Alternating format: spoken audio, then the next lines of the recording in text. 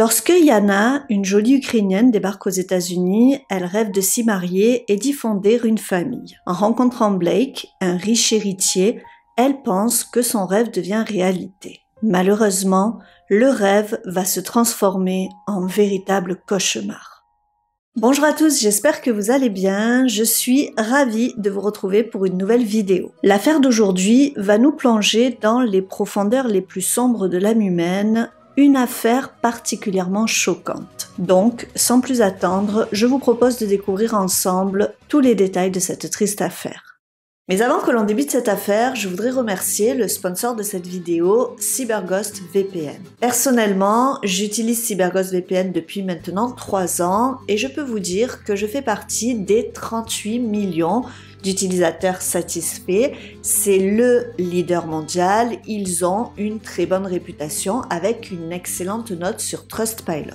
Pourquoi CyberGhost VPN? Alors c'est très simple, avec CyberGhost VPN, vous pouvez surfer en toute sécurité sur Internet de n'importe quel appareil, ordinateur, téléphone, tablette, sans que personne ne connaisse votre adresse IP ni votre localisation. Vous êtes totalement anonyme et complètement protégé, surtout lorsque vous vous connectez à un Wi-Fi public, donc aucun risque que l'on vienne vous voler vos coordonnées bancaires ou vos mots de passe. C'est très facile à utiliser, rapide et fiable, pas besoin d'être un pro en informatique. En appuyant sur un bouton, vous pouvez faire croire à Internet que vous êtes dans n'importe quel pays et donc profiter des contenus géorestreints de 40 plateformes de streaming telles que Netflix, Amazon Prime, Disney+, ou encore Crunchyroll. D'ailleurs, depuis que je vis en Hongrie, je l'utilise souvent pour continuer à regarder mes séries et animés préférés en français. CyberGhost VPN est compatible avec toutes les plateformes Windows, Mac, Android, iOS et plein d'autres. Vous pouvez l'utiliser sur 7 appareils différents, du coup vous pouvez en faire profiter votre famille et vos amis. Avec mon lien en description, vous avez 83% de remise sur l'abonnement CyberGhost VPN, ce qui vous revient à 2,03 € par mois et vous avez 4 mois gratuits. En plus, ils ont une garantie 45 jours satisfaits ou remboursés avec un support en français 7 jours sur 7 et 24 heures sur 24, donc n'hésitez plus.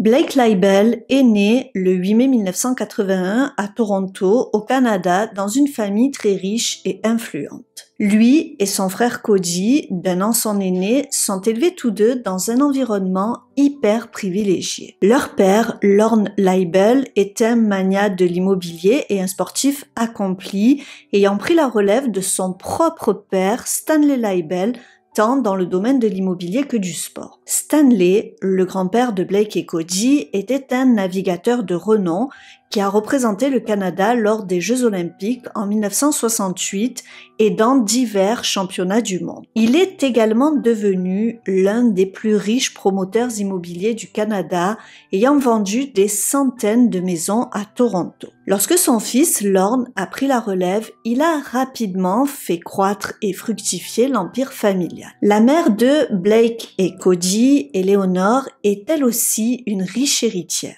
À la mort de son père, elle a reçu un héritage estimé à 12 millions de dollars. Lorsqu'Eleanor et Lorne se sont mis ensemble, ils sont devenus l'un des couples les plus illustres de Toronto.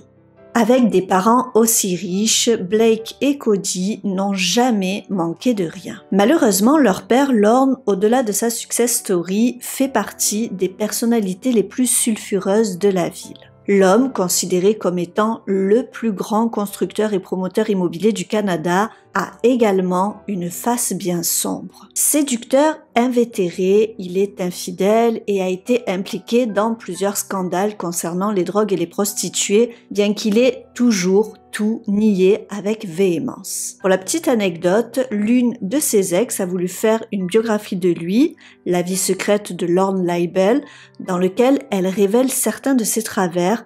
Il a entreprit une action en justice pour interdire la sortie du livre et a obtenu gain de cause. Durant leur enfance, les parents de Blake et Cody se séparent, mais ils restent mariés. Lors de la séparation, ils décident de se partager les enfants. Cody reste avec son père, tandis que Blake reste vivre avec sa mère. Bien qu'ils aient qu'1 an d'écart, les deux frères ne sont pas particulièrement proches. Ils ont d'ailleurs des caractères totalement opposés. Cody, l'aîné, est un garçon extraverti, confiant et très sportif, tandis que Blake est plus introverti, discret et rêveur. Cody est le préféré de leur père avec qui il vit depuis la séparation de ses parents. Lorne mise beaucoup sur lui et voit en lui un digne héritier. Très sportif, il excelle au hockey sur glace et joue à haut niveau, suivant ainsi les traces de son père dans le sport et plus tard dans les affaires. Lorne le soutient sans réserve à tel point qu'il existe une rumeur qui raconte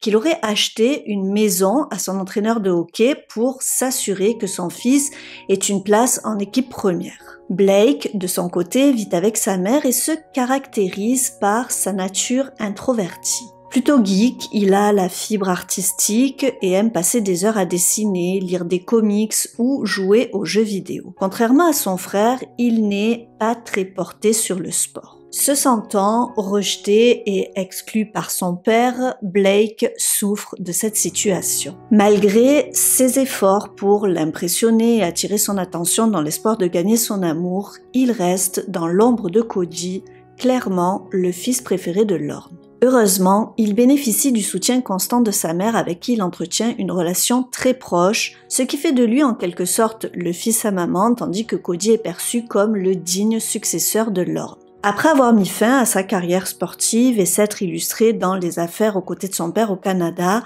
Cody, l'aîné, décide de conquérir les États-Unis. Il s'installe en Californie où il se fait rapidement un nom dans le secteur de l'immobilier, vendant notamment une propriété luxueuse à Katy Perry pour 18 millions de dollars. Il achète aussi une villa opulente à Beverly Hills, précédemment possédée par une célèbre actrice pour 25 millions de dollars, ce qui fait de lui le plus jeune propriétaire de son quartier. Il devient ainsi voisin de célébrités telles que Sylvester Stallone, Mark Wahlberg, Denzel Washington ou encore Eddie Murphy. Entrepreneur dans l'âme, parallèlement à ses activités immobilières, Cody lance son propre label de musique. Passionné de poker, il fréquente des clubs exclusifs et privés où il côtoie des stars telles que Leonardo DiCaprio, Ben Affleck, Matt Damon ou Tobey Maguire. Cody est également connu pour son style de vie bling-bling.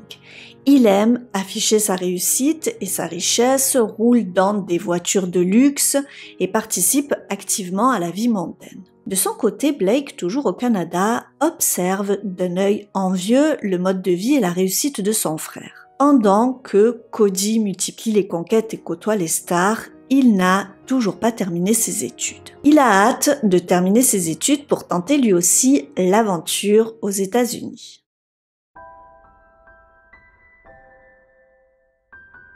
Après avoir terminé ses études à l'université de West Ontario en 2004, Blake, alors âgé de 23 ans, décide de suivre les traces de son frère aîné et s'installe à son tour en Californie.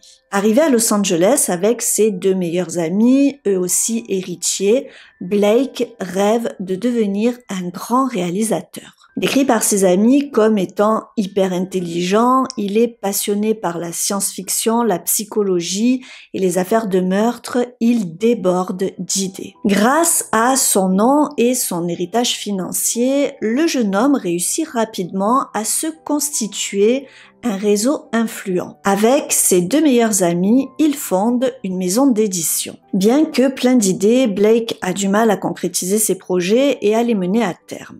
Pour certains, il est vu comme un génie créatif et pour d'autres, il est perçu comme un rêveur et un beau parleur. Moins doué que son frère dans les affaires, Blake vit grâce à une généreuse pension mensuelle de 18 000 $ que lui verse sa mère. Au total, sur 8 ans, elle lui aura donné environ 2 millions de dollars. Le jeune homme s'essaie à l'édition, la réalisation, le dessin et l'écriture, Mais il peine à sortir son épingle du jeu, contrairement à son frère Cody, qui rencontre le succès avec son label de musique et qui vit une relation amoureuse avec l'actrice Tara Reid.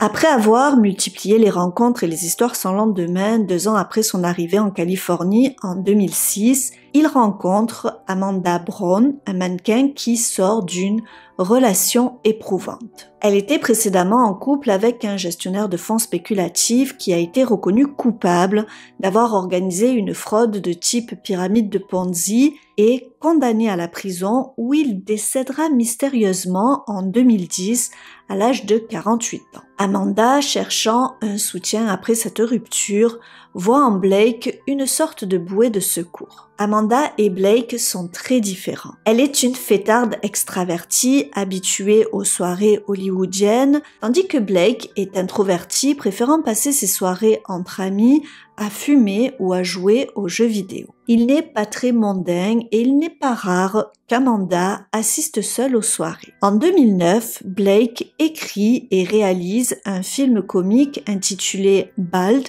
ce qui signifie chauve. C'est l'histoire d'un étudiant de 20 ans qui perd ses cheveux et craint que cela ne ruine sa vie sexuelle. Dans une tentative désespérée de se payer une greffe capillaire, il lance un site web sexy mettant en vedette les filles les plus attrayantes de son université. Cependant, le film est un échec monumental et reçoit des critiques très négatives.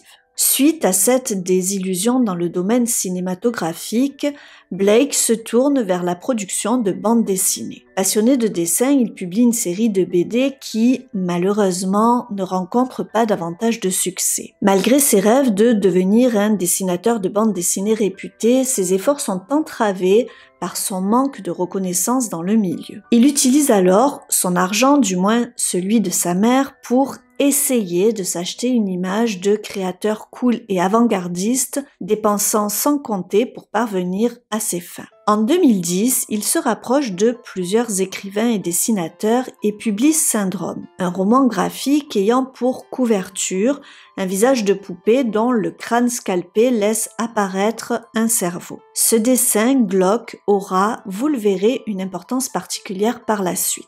L'histoire suit le docteur Chittel, qui porte le nom de famille de la mère de Blake, un homme étudiant les tueurs en série dans le but de comprendre et potentiellement guérir l'origine du mal. Un jour, il réussit à exfiltrer un tueur en série condamné à mort et, avec l'aide d'un réalisateur hollywoodien un peu fou, il crée une ville fictive remplie d'acteurs dans le désert du Nevada, dans laquelle le condamné est relâché sous surveillance permanente comme dans une télé-réalité. Ce roman graphique rappelle le film The Truman Show avec Jim Carrey et a une atmosphère sombre, un peu comme le film Seven avec Brad Pitt et Morgan Freeman. Le récit, empreint de violence, propose une vision sombre où le mal est décrit non pas comme une force mystérieuse, mais comme un syndrome que le docteur Chittel est convaincu qu'il peut stopper et ainsi éradiquer le mal dans le monde. À un certain moment, le livre dépeint des victimes décapitées ou encore attachées par les pieds, se vidant lentement de leur sang et conclut par la sinistre affirmation qu'à la fin nous devenons tous des monstres. Pour ce projet, Blake réalise de nombreuses recherches sur les tueurs en série, développant une fascination inquiétante pour la violence brutale. Syndrome est plutôt bien accueilli par la critique et Blake espère un succès commercial. Malheureusement, ce n'est pas le cas. Malgré les avis positifs, cette bande dessinée pour adultes n'a pas le succès escompté. Il est extrêmement déçu. En 2011, après 5 ans de relation, il se marie avec Amanda qui est enceinte de 8 mois. Peu après, elle donne naissance à un petit garçon. La petite famille vit confortablement dans un magnifique manoir à Beverly Hills. En parallèle, Blake continue à dépenser sans compter pour se faire un nom, il fume régulièrement de la weed et enchaîne inlassablement les échecs dans tous ses projets. L'année 2001, marquée par son mariage et la naissance de son fils, est aussi tragiquement celle du décès de sa mère qui luttait contre un cancer du cerveau. C'est un énorme coup dur pour Blake car non seulement il était très proche de sa mère, mais c'est également elle qui finançait jusqu'alors entièrement son train de vie. Elle laisse derrière elle un confortable héritage de 12 millions de dollars. Blake hérite de sa maison à Toronto ainsi que d'un appartement en Floride. Cependant, il pensait que sa mère allait lui léguer la majeure partie, voire la totalité de son héritage. Mais son père, qui était toujours marié avec elle, et son frère Cody obtiennent eux aussi leur part. Soupçonnant que son frère et son père ont influencé sa mère pour qu'elle modifie son testament peu avant sa mort, Blake se sent trahi et intente une action en justice pour tenter de récupérer la part d'héritage qu'il estime lui revenir. Au tribunal, sa démarche n'est pas très bien perçue, il lui est reproché de ne pas avoir été présent aux funérailles d'Éléonore, ses amis diront qu'il est trop affecté pour s'y rendre, mais aussi de s'être empressé de revendre les 2 propriétés que sa mère lui avait léguées. Il renvoie alors l'image de quelqu'un de très vénal voulant spolier son frère et son père. En fin de compte, il n'obtiendra que la moitié des 12 millions de dollars qu'Éléonore a laissés. Suite au décès de sa mère, ses relations avec son père et son frère se détériorent et son comportement commence à changer. Il s'isole de plus en plus, consomme davantage d'herbe et devient paranoïaque. Il coupe petit à petit les ponts avec tous ses amis, passant son temps à fumer et à s'enfoncer dans un imaginaire toujours plus violent. Ses amis remarquent que son comportement change, il arrête de répondre aux appels de sa famille et devient de plus en plus anxieux et agressif. Il n'est pas physiquement violent, seulement verbalement. Il peut faire des crises de colère, s'en prendre verbalement à ses proches, puis les rappeler le lendemain en s'excusant ou en faisant comme si de rien n'était. Sa paranoïa s'accentue également en raison des activités de son frère Cody, qu'il croit endetté envers des individus peu recommandables après avoir perdu de grosses sommes d'argent au poker. Il se murmure dans le milieu que Cody aurait perdu 1 million en une soirée. Blake s'imagine le pire et craint que les créanciers de son frère ne s'en prennent à lui et à sa famille pour récupérer l'argent. Cette peur s'intensifie au point où il croit voir des individus louches rôdant dans son jardin. Il se fait des films craignant de se faire tuer et que son frère récupère son héritage afin de payer ses dettes de jeu. Cette période paranoïaque est marquée par une grande consommation de stupéfiants. 4 ans après la mort de sa mère, Blake n'a toujours pas réussi à lancer sa carrière. Malgré ses tentatives dans plusieurs projets, tous se sont soldés par des échecs. Parallèlement, il a complètement épuisé son héritage reçu d'Éléonore en dépensant sans compter. Ne doutant de rien, après l'avoir traîné en justice, il se tourne alors vers son père pour lui demander de l'aider à régler ses factures et ses dettes. Ironiquement, il se trouve également poursuivi en justice par ses propres avocats pour non-paiement de leurs honoraires suite à l'affaire de l'héritage, ajoutant une couche supplémentaire de difficultés à sa situation déjà compliquée. À l'été 2015, alors que sa femme est enceinte de 8 mois de leur second enfant, Blake la quitte soudainement, ce qui est un véritable choc pour Amanda et tout leur entourage qui ne s'attendaient pas à une telle décision. Il la quitte car il vient de rencontrer une nouvelle jeune femme, une belle Ukrainienne de 29 ans, Yana Kassian.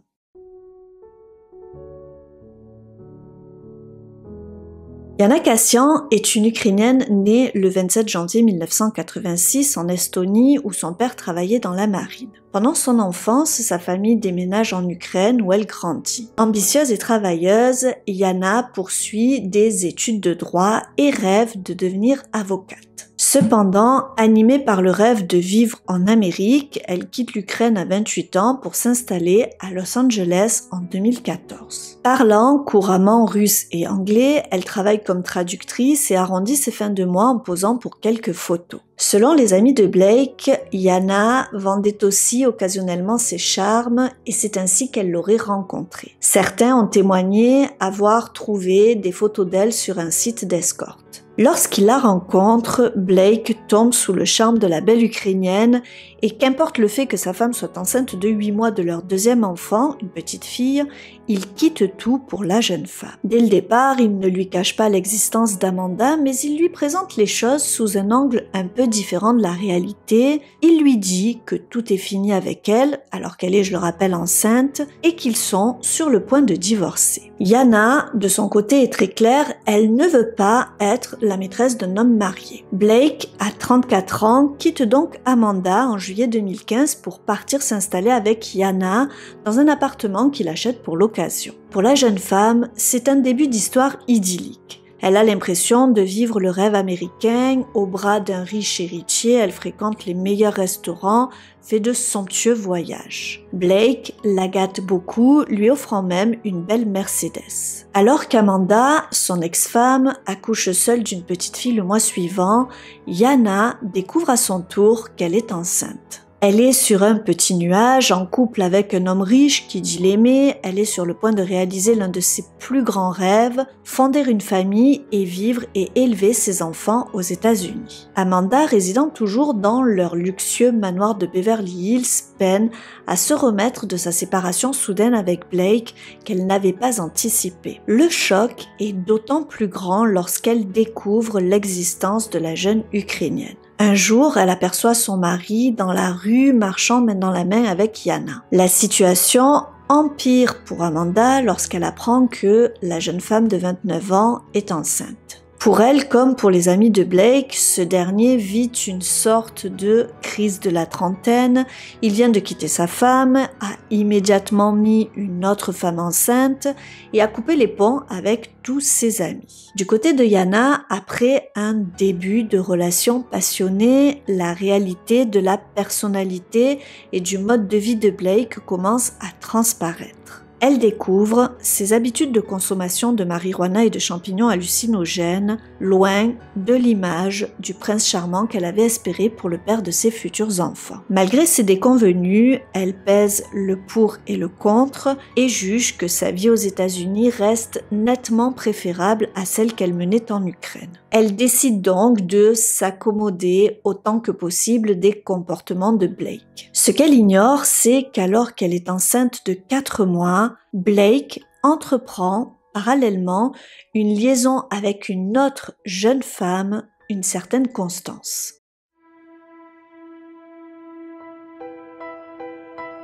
Constance, qui est scénariste, avait déjà travaillé avec Blake quelques années auparavant. En novembre 2015, leur relation prend une tournure plus intime et pour l'occasion, il achète un nouvel appartement où il installe sa maîtresse. Leur liaison ne dure cependant que quelques semaines, l'homme de 34 ans décide de mettre fin à leur histoire mais autorise Constance à continuer à vivre dans l'appartement. Cette dernière, connue pour être quelque peu instable et ayant des antécédents de consommation de stupéfiants ainsi que plusieurs arrestations pour conduite en état d'ivresse et résistance à l'arrestation, devient, après leur séparation, obsédée par le trentenaire. Notre affaire prend un tournant surprenant lorsque Constance décide de prendre contact avec Amanda, la première femme de Blake, pour lui raconter toute l'histoire. Ces confidences créent un lien inattendu entre les deux femmes, unies par leur rancune envers Yana, la compagne actuelle de Blake. Elles commencent à échanger fréquemment des messages dénigrant la jeune femme, Amanda allant jusqu'à la décrire comme la personne la plus méchante.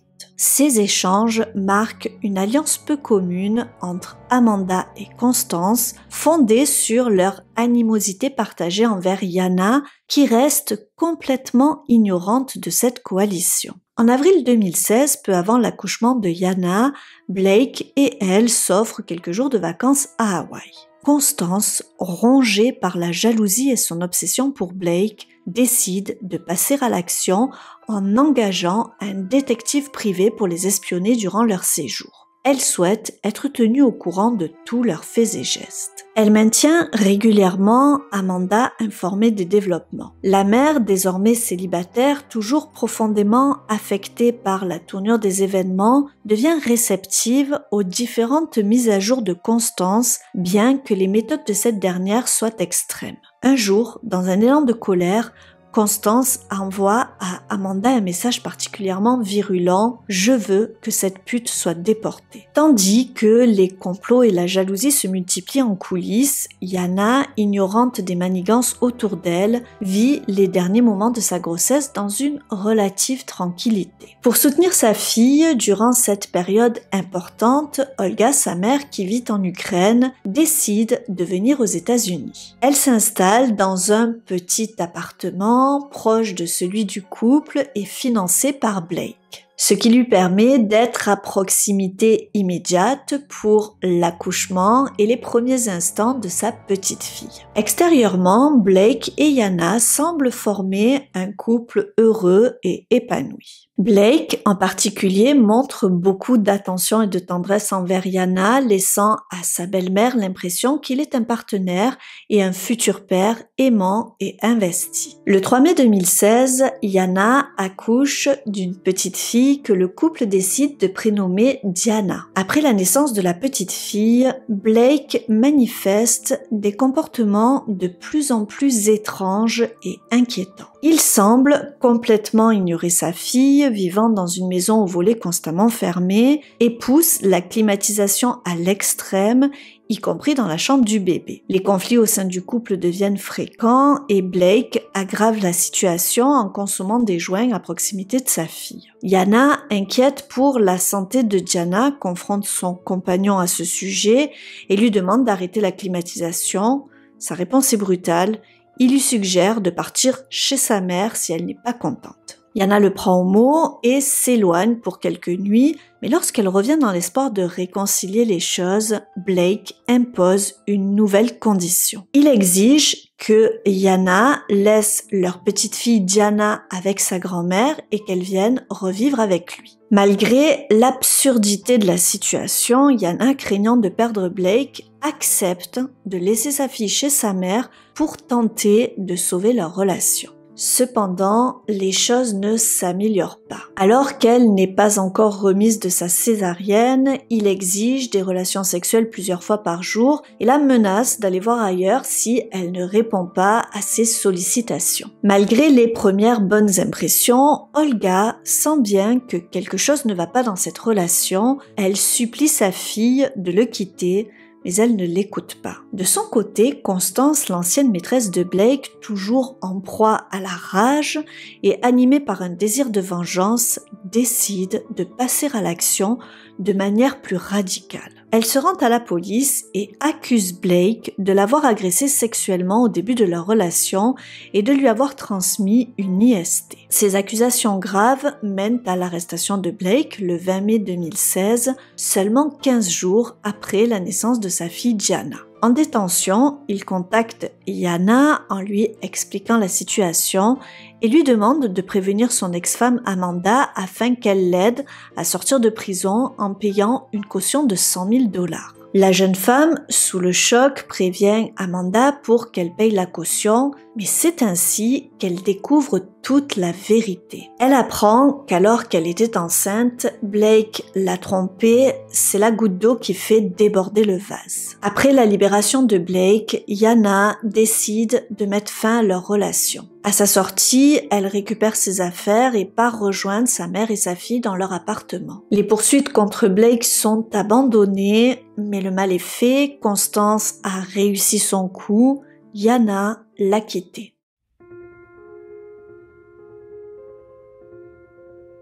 Trois jours plus tard, le 23 mai 2016, alors que Yana et sa mère Olga font quelques courses et cherchent une poussette, la jeune femme reçoit plusieurs SMS de Blake. Son visage change soudainement et elle dit à sa mère qu'elle doit aller le retrouver. Elle part alors, laissant sa mère et sa petite fille Diana. Le lendemain, le 24 mai, en début d'après-midi, Olga n'a toujours aucune nouvelle de sa fille. Elle essaie de la joindre à plusieurs reprises sans succès. Ne pouvant se rendre à l'appartement car le bébé dort, elle décide de contacter la police. Ne parlant pas anglais, elle rencontre des difficultés, mais finalement, avec l'aide d'un interprète russe, elle parvient à communiquer. Cependant, la police décide de ne pas intervenir, jugeant qu'il s'agit d'une simple histoire de couple et qu'il n'y a pour le moment aucune urgence.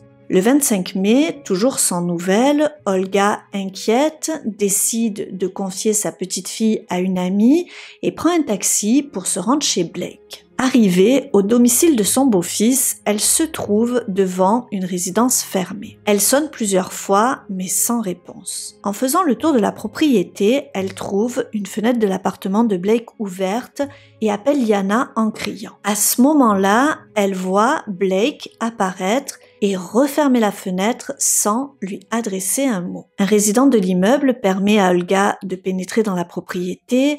Elle frappe à la porte de son gendre, mais personne ne répond. Très inquiète, Olga contacte à nouveau la police. Cette fois, ils se déplacent. À leur arrivée, ils constatent que tous les stores sont fermés.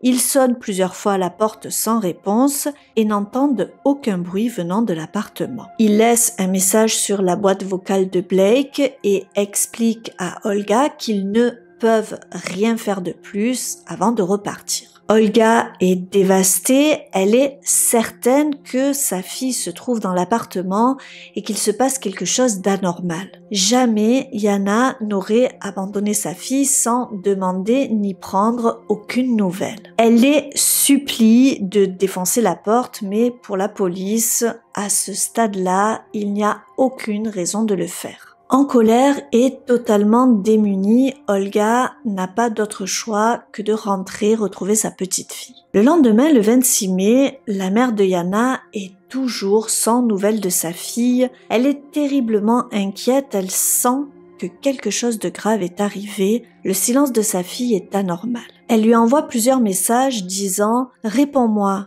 es-tu en vie ma chère fille ? J'ai appelé la police, je suis venue là-bas. Réponds-moi s'il te plaît, réponds-moi. » Malgré ses supplications, Olga ne reçoit aucune réponse. Dans la matinée, elle décide donc de retourner chez Blake. Là encore, personne ne répond. Elle contacte donc de nouveau les forces de l'ordre hystériques. Elle crie « Je veux que la police vienne libérer ma fille, aidez-moi !» Elle précise qu'elle est très inquiète pour elle car elle vient d'accoucher par césarienne et elle a peur qu'elle ait fait un malaise. La police se présente donc une nouvelle fois au domicile de Blake. En arrivant, ils interrogent un voisin qui affirme n'avoir vu personne depuis plusieurs jours. Ils appellent Blake, mais toujours aucune réponse. Ils laissent donc un nouveau message sur sa boîte vocale. Grâce au gardien de la résidence, ils réussissent à obtenir un pass pour ouvrir la porte d'entrée, mais celle-ci est bloquée par le loquet de sécurité. Convaincu que la porte a été verrouillée de l'intérieur et qu'il y a forcément quelqu'un, ils décident d'enfoncer la porte.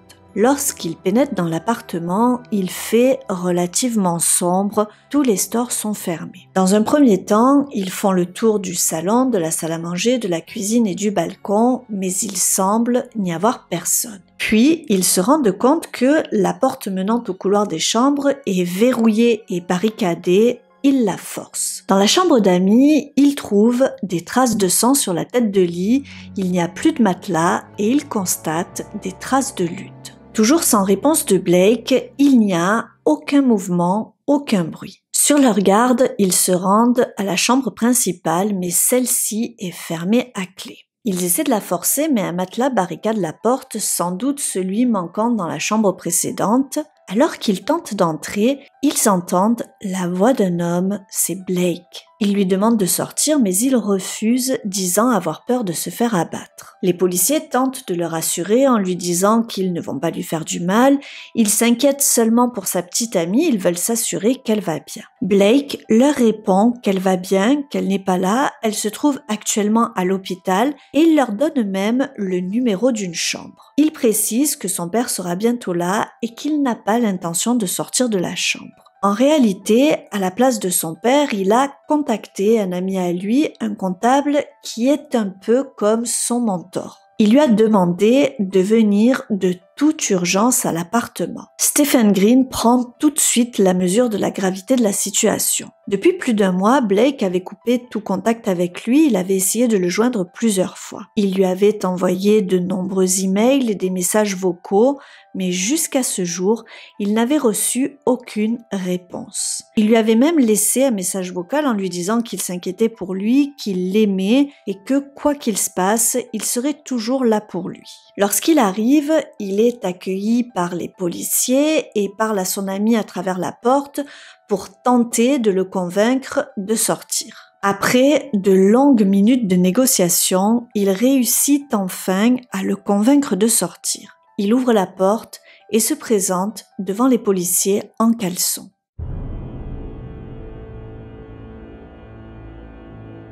Une fois Blake sorti, les enquêteurs entrent dans la chambre et trouvent Yana allongée sur le lit. En s'approchant, ils sont totalement horrifiés. Yana est recouverte d'une couverture rouge à l'effigie de Mickey, sa tête repose sur un oreiller. Elle présente des écorchures et des ecchymoses sur tout le côté gauche du visage, correspondant à un traumatisme contondant. Elle a des marques de morsures humaines sur le côté gauche de la mâchoire, le biceps gauche, ainsi que des marques d'ongles sous sa mâchoire. La pauvre jeune femme a été scalpée. Son cuir chevelu a été enlevé autour de ses sourcils et jusqu'à la racine de ses cheveux à l'arrière de sa tête.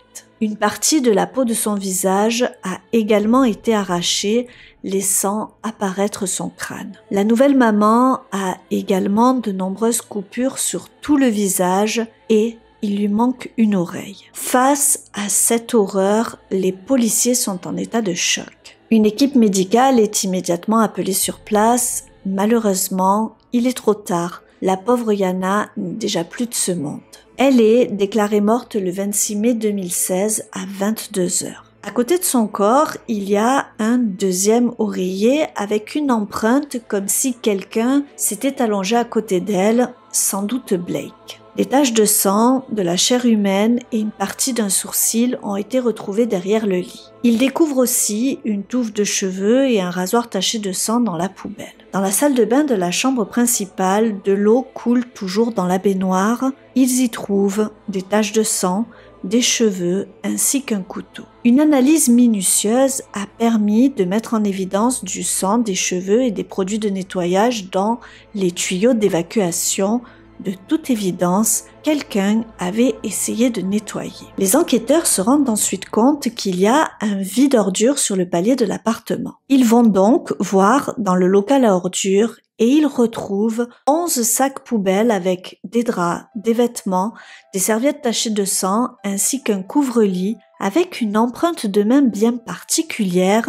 Il manquait une partie du petit doigt et il s'avère que Blake a une partie du petit doigt en moins. Il y a là aussi des morceaux de cuir chevelu. Lors de son arrestation, Blake, tout sourire, avait des marques, des contusions sur le visage et des traces de morsures sur le bras. Yana s'est battue férocement pour sa vie, mais cela n'a pas suffi. Le riche héritier est emmené au commissariat pour y être interrogé. Malgré la terrible évidence de la situation, il nie avoir quoi que ce soit à voir avec la mort brutale de la jeune femme. Lorsque les policiers lui demandent « Mais qui a fait cela ?», il répond froidement « La science nous dira qui a fait cela ». Et effectivement, la science va apporter pas mal de réponses.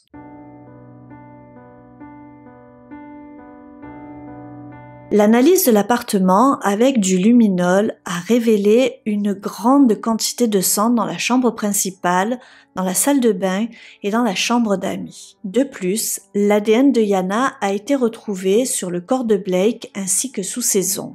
Le rapport du médecin légiste a mis en lumière l'horreur subie par Yana qui avait été scalpée et dont le corps était anormalement blanc en raison d'une perte extrême de sang. Il estime qu'il a fallu beaucoup de temps pour infliger toutes ces blessures terribles à Yana et confirme qu'elle était vivante lorsqu'elle a été torturée. C'est la première fois qu'il voyait un corps aussi meurtri. Il note également que Yana n'a pas perdu son sang naturellement suite à ses blessures, mais qu'elle a probablement été drainée de son sang par Blake dans la baignoire, l'eau en mouvement facilitant l'extraction du sang à travers les nombreuses plaies. Un corps humain contient généralement 5 à 6 litres de sang, mais il ne restait dans le corps de la pauvre Yana que l'équivalent d'une cuillère à café, ce qui explique pourquoi, lorsqu'ils l'ont retrouvée, elle était si blanche. La présence de mousse dans ses narines a conduit le médecin légiste à conclure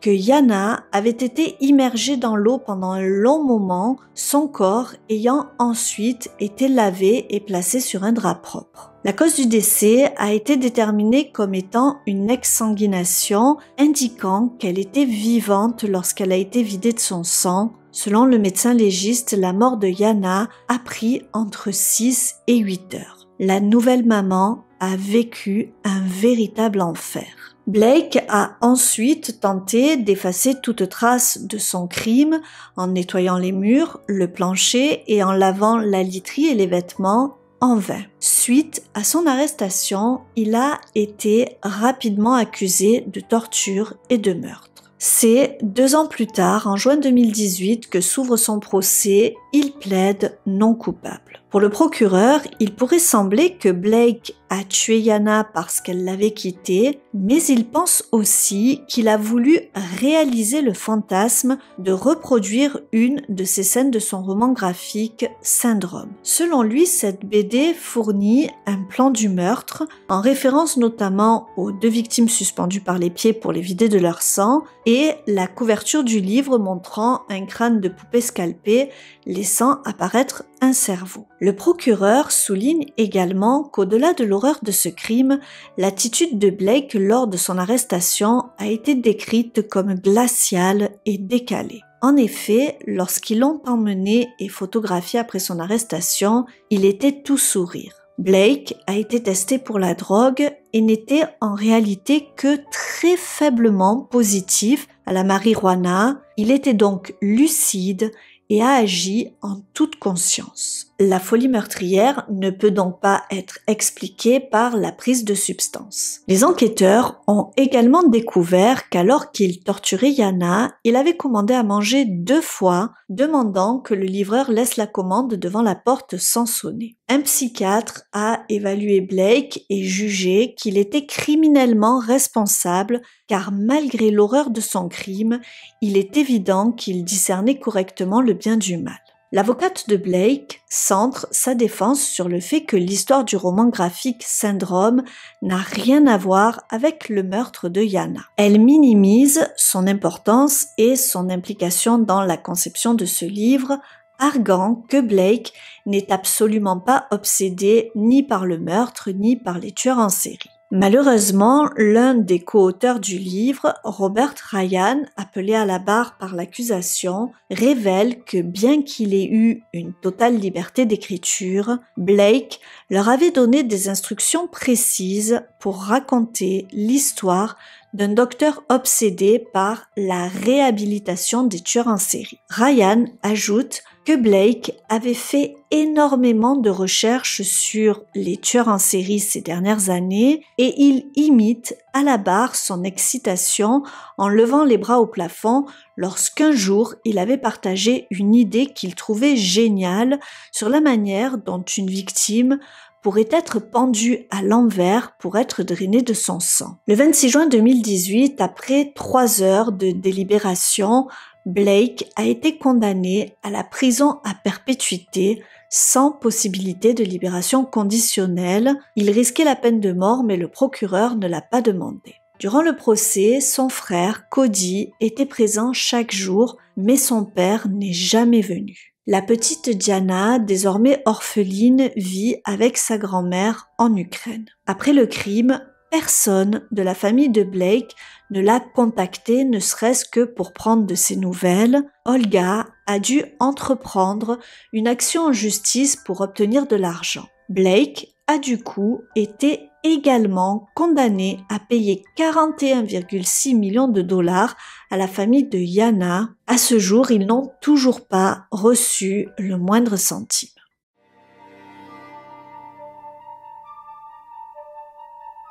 C'est une histoire particulièrement horrible que je vous ai présentée aujourd'hui. La pauvre Yana pensait trouver une meilleure vie aux États-Unis, mais au lieu de cela, elle a vécu l'enfer, torturée sauvagement pendant plus de 8 heures. J'imagine la souffrance et la douleur d'Olga, sa mère, qui s'est battue pendant 3 jours pour que la police intervienne. Elle pressentait que quelque chose de grave se passait, mais on ne l'a pas écoutée. Lors d'une interview, on lui a demandé si elle pensait que sa fille était encore en vie le premier jour où elle a appelé la police et qu'ils ont refusé d'intervenir, et elle a répondu que oui. Les policiers interrogés ont expliqué que rien ne pouvait le prouver, mais que c'était peu probable. Nous ne saurons jamais vraiment pourquoi Yana est morte. Lors de son interrogatoire, Blake a déclaré aux policiers « Les femmes ne m'aiment pas. Si ce n'était pas pour l'argent, les femmes ne m'aimeraient pas. » Blake a toujours vécu dans l'ombre de son frère pour qui tout réussissait. Rejeté par son père, il a été éduqué par une mère qui ne lui a jamais rien refusé. Lorsqu'il est arrivé à Los Angeles en quête de notoriété, il a accumulé échec sur échec, tandis que son frère, comme à son habitude, côtoyait le succès, ce qui n'a fait, je pense, qu'exacerber sa frustration. Grâce à l'argent puis à l'héritage de sa mère, il a pu dissimuler les apparences et apparaître comme un entrepreneur débordant d'idées, mais la réalité était tout autre. Il est passé par plusieurs phases, notamment liées à sa consommation de drogue et à la perte de sa mère, passant par un état dépressif, anxieux et paranoïaque. Blake avait également une très haute estime de lui, c'était quelqu'un en quête de reconnaissance qui était très contrôlant. Grâce à son statut et surtout à son argent, il se sentait tout puissant et n'a pas supporté que Yana le quitte. À ce moment-là, son ego s'est effondré, sa frustration a pris le dessus et il a décidé froidement de lui arracher la vie de la plus horrible des manières. Depuis des années, je pense qu'il était obsédé et nourrissait des fantasmes extrêmement violents et sadiques qu'il mettait en scène dans ses ouvrages, comme l'a laissé sous-entendre à son procès l'un des auteurs avec qui il a travaillé, Ryan. Pour le psychiatre qui l'a examiné, Blake n'est pas fou malgré l'horreur de son crime. Il a agi en toute conscience, commandant même plusieurs fois à manger alors qu'il torturait la pauvre Yana. Sa relation avec les femmes était toxique, les voyant comme des objets à consommer. Il ne s'était jamais fait quitter et avait toujours eu tout ce qu'il voulait dans la vie grâce à l'argent. Peu empathique, il n'a pas hésité à quitter sa femme enceinte de 8 mois pour mettre enceinte une autre jeune femme dans la foulée et la tromper avec une 3e. Seulement, il est tombé sur une jeune femme perturbée et instable, Constance, qui est devenue totalement obsédée par lui, allant même jusqu'à l'accuser à tort d'agression sexuelle juste après la naissance de sa petite fille, par vengeance. C'est ainsi que Yana a appris qu'elle n'était pas différente des autres, qu'elle n'était qu'une conquête de plus pour Blake, ce qui l'a poussée à le quitter. Le jour où elle a annoncé sa décision, Blake, qui venait de dilapider l'héritage de sa mère et accumuler les échecs professionnels, a été incapable d'accepter ce rejet, sans doute perçu comme un nouvel échec. Contrôlant, sadique et dénué d'empathie, il n'a pas supporté qu'une femme le quitte et je pense qu'il s'est servi de ce prétexte pour assouvir ses fantasmes les plus sombres et monstrueux sur la pauvre jeune femme. Lors de son arrestation, il ne semblait avoir aucun remords. Pire encore, il souriait. Il semble que, comme décrit dans sa bande dessinée, Blake portait également en lui le syndrome du mal. Cependant, au lieu de tenter de le combattre ou de l'éradiquer, il a laissé ce mal exploser, confirmant ironiquement ainsi une autre affirmation de son roman. À la fin, nous devenons tous des monstres. Pour la petite histoire, sachez que l'année suivant cet horrible crime, en 2017, la femme de Blake, Amanda, a obtenu une ordonnance de non-communication contre Constance. Stephen Brown, le fidèle ami et comptable de Blake, celui qui était venu à son appartement lors de son arrestation, a révélé que Constance les avait menacés et harcelés. En fait, Après le meurtre, Blake a demandé à Stephen de vendre l'appartement dans lequel vivait la jeune femme afin de donner les profits de cette vente à son ex-femme Amanda, ce que Constance n'a pas du tout apprécié. Expulsée de l'appartement et folle de rage, elle a déclaré en décembre 2017 « Je suis prête à tirer une balle dans la tête de Stephen Green ». Elle a persisté à envoyer des messages de ce type pendant 1 mois et a aussi harcelé Amanda avec plus de 200 messages menaçants. Elle a été jugée et condamnée initialement à 3 ans et 8 mois de prison, mais elle a été diagnostiquée schizophrène par la suite. Le tribunal a alors annulé sa condamnation et l'a transférée dans un hôpital psychiatrique. Elle est aujourd'hui toujours sous traitement et libre. Certaines personnes pourraient dire que Yana a volé le mari d'une femme enceinte, qu'elle vendait ses charmes et qu'elle n'était avec Blake que parce qu'elle le croyait riche. Cependant, quelle que soit la réalité de sa vie personnelle, rien ne justifie qu'elle ait été tuée et certainement pas d'une manière aussi horrible, torturée pendant 8 heures. Malgré les drapeaux rouges, les avertissements et les inquiétudes de sa mère, Yana n'aurait jamais pu imaginer ce que Blake lui préparait et a tragiquement perdu la vie. J'espère sincèrement qu'elle repose désormais en paix pour l'éternité. Je pense également à sa petite fille Jana qui ne connaîtra jamais sa mère, cruellement assassinée par son propre père, et à Olga qui, impuissante, a tout tenté pour sauver sa fille. Après cette tragédie, Olga souhaitait rester aux États-Unis pour élever Diana conformément aux souhaits de sa fille, mais faute de moyens, elle a été contrainte de retourner vivre en Ukraine. Bien que Blake ait été condamné à lui verser plus de 40 millions de dollars, elle n'a toujours rien reçu à ce jour. Personne dans la famille de Blake ne semble se soucier de la petite fille. J'espère de tout cœur que Diana et sa grand-mère se portent bien malgré le fait qu'elles vivent actuellement dans un pays en guerre. Malgré la tristesse de cette affaire, j'espère que vous avez apprécié la façon dont je vous l'ai racontée. Merci à tous ceux encore présents à la fin de cette vidéo et si c'est votre cas, vous pouvez inscrire Yana dans les commentaires. Et n'oubliez pas de jeter un œil sur notre partenaire CyberGhost VPN en cliquant sur le lien en description. Vous avez 4 mois gratuits et 83% de remise. Protégez votre vie privée, débloquez des contenus exclusifs et faites des économies avec CyberGhost VPN. Essayez-le sans risque avec la garantie satisfait ou remboursé de 45 jours. Si vous souhaitez me soutenir, n'hésitez pas à liker, partager et vous abonner si ce n'est pas déjà fait. Moi, je vous dis à très vite pour une nouvelle histoire criminelle sur la chaîne. Mais jusque-là surtout, restons prudents!